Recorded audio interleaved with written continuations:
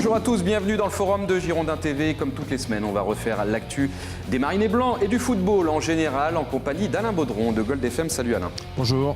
Avec Denis Grandjou, RTL notamment. Bonjour tout le monde. Salut Denis, ça va? Oui, ça va bien. Est-ce qu'on peut commencer l'émission en regardant la fiche et tout ce qu'a préparé Alain Baudron pour cette émission? Oui, bien sûr. Tu crois? Est-ce que voilà, la fiche, bravo Alain. Voilà. Bon. C'est mieux comme ça. La page blanche. C'est l'angoisse de la page blanche en fait. Non. Mais tout est là. Non, voilà. Tout est là. Tout est là. C'est une machine de guerre, Alain Baudron. Il y a tout ce qu'il faut là. Allez, de quoi allons-nous parler dans ce forum? L'actualité avec la Coupe de France, bien évidemment. On va parler des clubs de Ligue 2 qui vont monter en Ligue 1. On va parler de la, comment dire, guéguerre, bisbille, passe d'armes, polémique entre le président de Nancy, Rousselot, et son ancien entraîneur Fernandez. Dans la revue de presse, Bernard Tapie, Montagnier, Rooney, Zlatan, Falcao.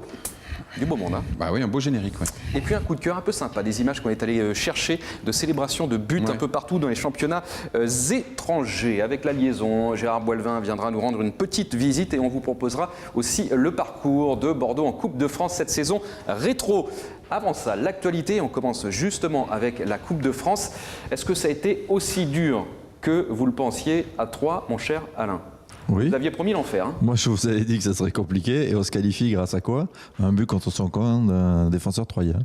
Et ça a été difficile. Hein. Mais je vous l'avais dit, hein, vous ne vouliez jamais me croire. Est incarnée par cet homme. La mauvaise foi. Bon, ça fait 15 jours que je vous disais que ça serait compliqué. 70% de possession de balle. Oh. Mais oui, mais ils nous ont laissé le ballon exprès pour nous contrer et ça a failli fonctionner. Mais si je peux me permettre, ouais, mais c'est pas passé loin. Si je peux me permettre, cette page-là est comme la page d'Alain, elle est tournée parce qu'il y a eu effectivement cette victoire, cette qualif contre Troyes, et puis derrière, il y a eu une défaite à Troyes, me semble-t-il. Il n'y a pas eu de but contre son camp, il y a eu une victoire donc troyenne, et donc désormais Bordeaux a 2 matchs.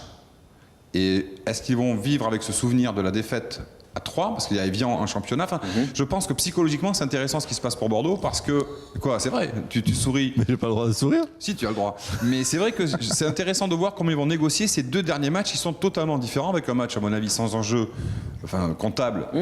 Ouais, bon. Si, justement des enjeux comptables. Pour Bordeaux, c'est un enjeu très important.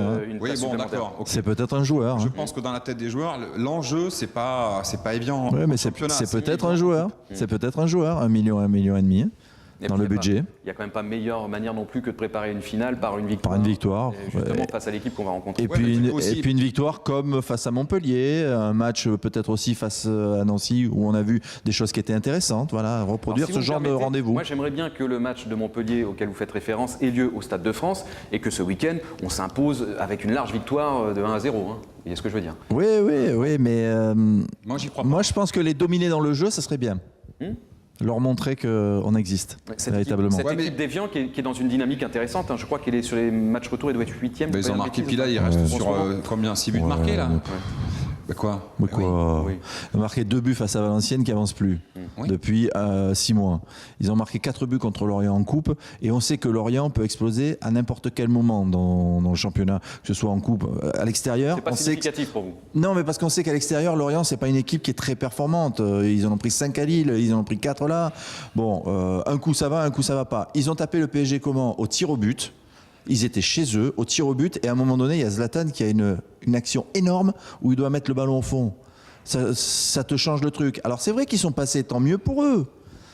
Mais voilà, ils ont mis 4 buts à Nice. Voilà, ça c'est peut-être plus révélateur. Ah oui, voilà. C'est juste celle-là, moi, que je retiendrai. Mais les autres... Ah oui, mais ça veut dire, comme dit Manu, ça veut dire quand même une... nous, on en a mis 4 contre Montpellier, 3 contre Nancy. Là, on en a mis, quoi. On en a mis 2. On a mis 2 à 3. Avec quand même d'irrégularité des Girondins, on ne sait pas. C'est pour ça qu'on peut... Moi, je ne suis pas d'accord avec toi sur le côté. On a été moins irrégulier. Il faut montrer contre Evian que, voilà... On a été moins... Oui, mais je ne suis pas sûr de ça. Je pense que peut-être... On a été moins irrégulier qu'Evian. Surmotivé pour la Coupe, c'est ça l'essentiel, c'est de gagner la Coupe. On a été moins... championnat avec une défaite à domicile. Oui, mais on a été moins irrégulier que Evian, quand même, sur la saison. Oui. Parce qu'Evian, ils ont joué le maintien jusqu'au bout. Hein. Je suis d'accord. Alors que nous, on a joué toujours entre la 5e et la 8e. Donc, à votre compte, les arguments que Denis et moi avançons régulièrement. On va quand même pas commencer à craindre une équipe qui est relégable. C'est ce qu'on vous disait pour Troyes. Vous êtes en train de nous dire l'inverse, non? Moi, je ne crains... On me parle de la dynamique d'Evian, mais alors...